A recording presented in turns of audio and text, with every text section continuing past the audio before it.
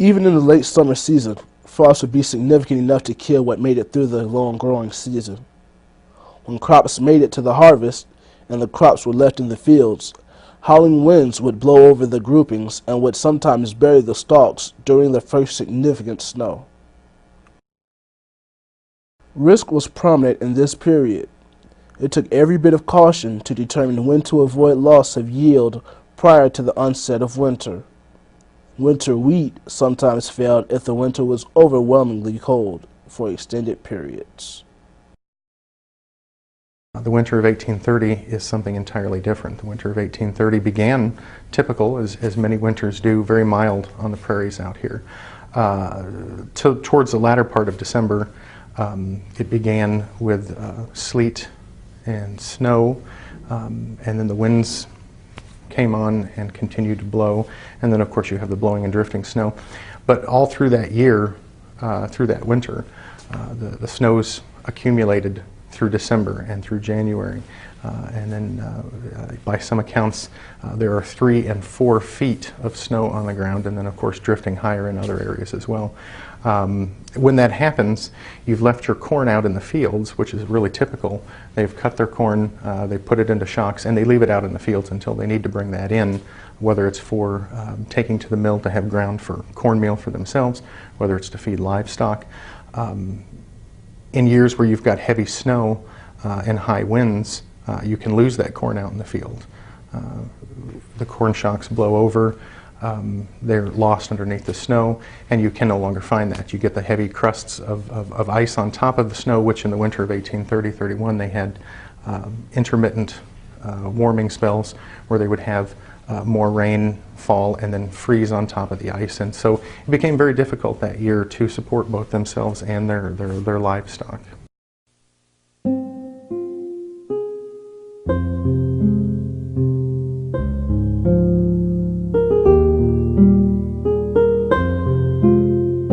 The inhabitants of Illinois were not all pioneers, as they recalled in the annual Old Settlers' Day gatherings. The winter of the deep snow was the turning point that separated those who were pioneers and those who came later.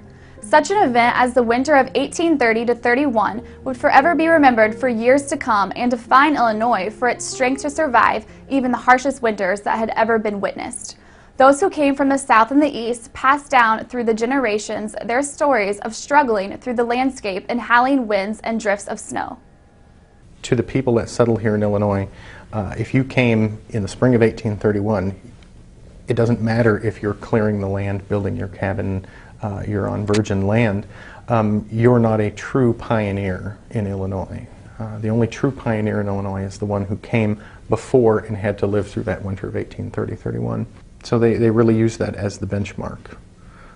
And years later, the old settler societies, it becomes a badge of honor if you actually lived here and lived through that winter. And so they considered it really a very important event in their history here in Illinois.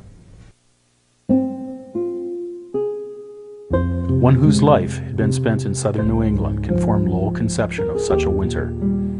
It was impossible to break out snow paths in the New England fashion. On driving a team through the snow, the track behind it would be almost immediately obliterated by the wind. The population around us was almost wholly from the South and had no conception of such a winter. They were well nigh paralyzed by the task imposed upon them. Living conditions were difficult and sometimes inhabitable. People struggled to warm their homes and keep food on the table through the sometimes long winters. During long days when the snow depth caused pioneers to remain in their home, the fuel supply would diminish and had to be resupplied by going out and cutting it. Our fuel was yet in the forest, and even much of our food supply remained still in the field covered by the deep snow. The fear of when it would be possible to venture out was on the minds restricted inside. In addition, during the days of extremely bitter cold, trees would be difficult to cut due to moisture freezing within the trees. Time was important and never wasted. Combating the cold with fuel was only one factor. Having enough clothing to ward off the bitter cold was another. Woolen mittens and overcoats and leather boots were commonly worn. Quilts, blankets, and rough linens were used within their home to protect against the harsh winter nights. Although a fire in the fireplace was raging, it could not overwhelm the intense cold. They certainly would cope with the climate conditions far better than we would today, because we live in a environment where you know, the heat has to be at 68 or 70 or 72 in the wintertime for us to be comfortable.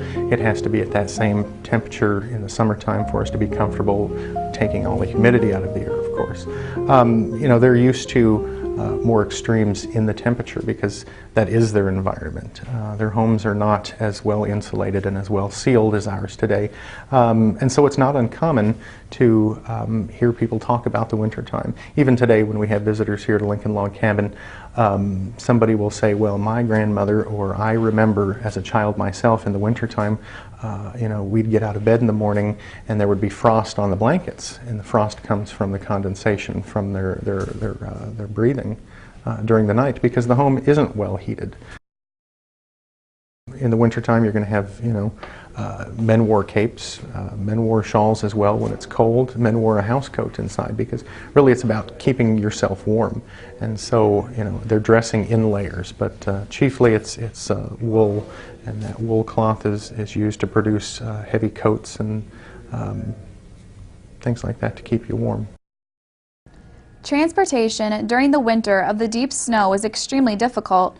Distant inhabitants were cut off from the villages as the harsh, gusty winds created drifts along the known paths. Had our railroads been in existence, I fear they would have proved for the time useless. The deep cuts would have filled with drifts, and even modern appliances could hardly have kept them open. We were obliged to take shelter for the remainder of the winter in some of the new and imperfectly finished rooms of the college building. In the early years, where the first settlers were here, they talked about having only maybe shin-deep snow. Well, that's still good enough to get out a sleigh and to maneuver about, as long as the snow conditions were right. In winters where you've got heavy snow, and if you've got an ice crust on top of that, which isn't really very thick, it's going to be very difficult to get out with your horses and the sleigh or sled to travel, because you have to actually break through that crust of snow and then you sink down, and so you're really having to forge a path through the snow to travel any great distance. And so in the wintertime, unless the conditions are just right, you're not going to see a lot of travel going on.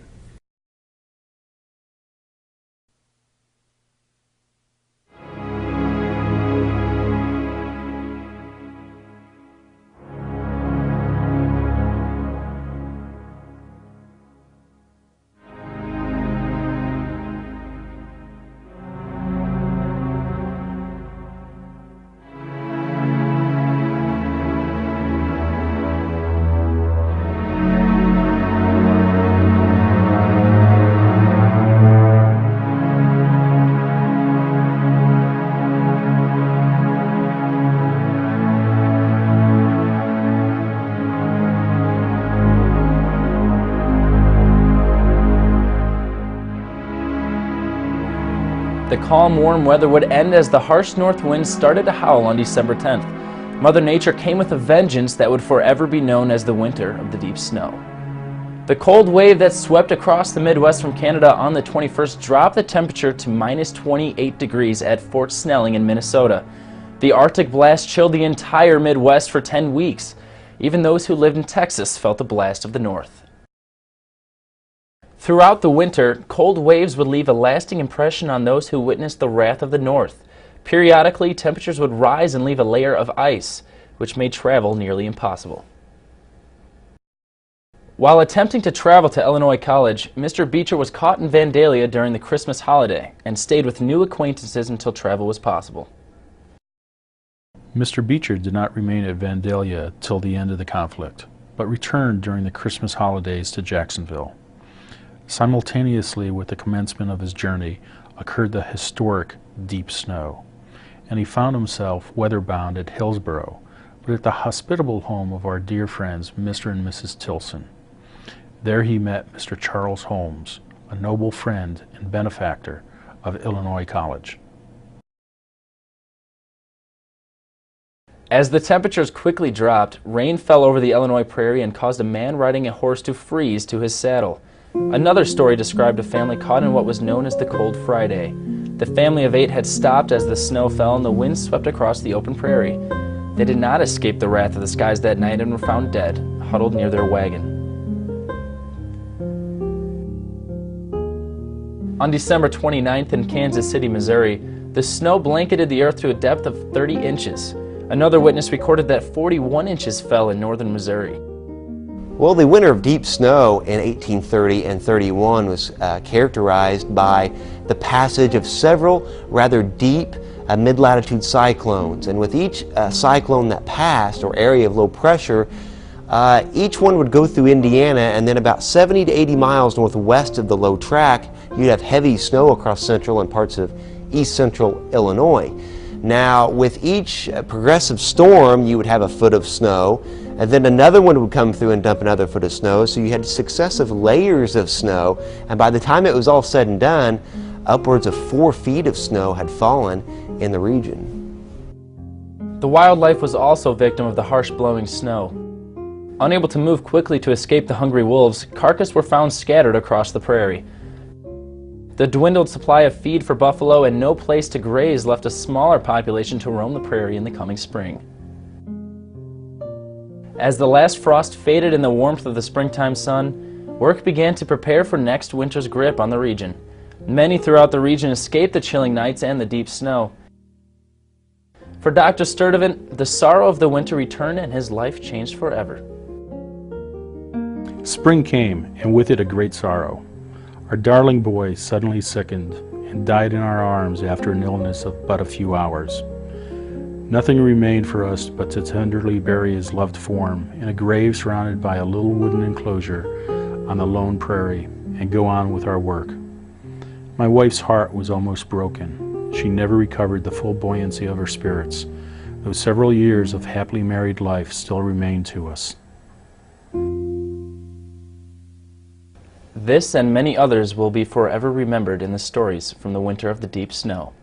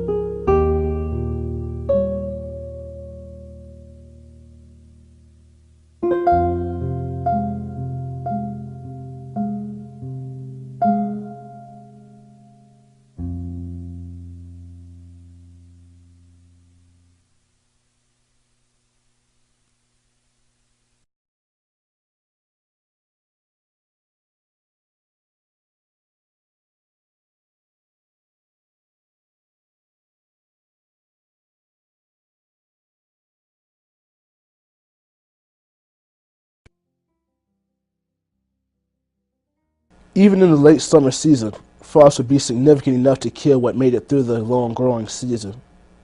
When crops made it to the harvest and the crops were left in the fields, howling winds would blow over the groupings and would sometimes bury the stalks during the first significant snow. Risk was prominent in this period. It took every bit of caution. Sleet and snow, and then the winds came on and continued to blow, and then of course you have the blowing and drifting snow. But all through that year, through that winter, the snows accumulated through December and through January, and then by some accounts there are 3 and 4 feet of snow on the ground, and then of course drifting higher in other areas as well.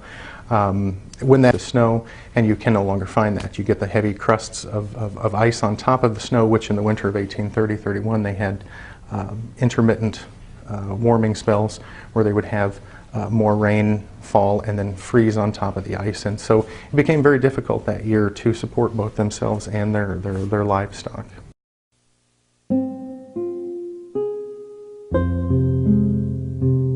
To determine when to avoid loss of yield prior to the onset of winter.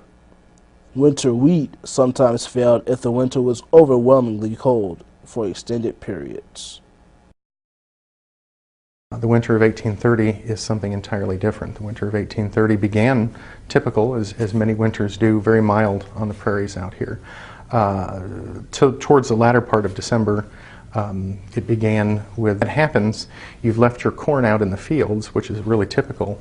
They've cut their corn, they put it into shocks, and they leave it out in the fields until they need to bring that in, whether it's for taking to the mill to have ground for cornmeal for themselves, whether it's to feed livestock. In years where you've got heavy snow and high winds, you can lose that corn out in the field. The corn shocks blow over, they're lost underneath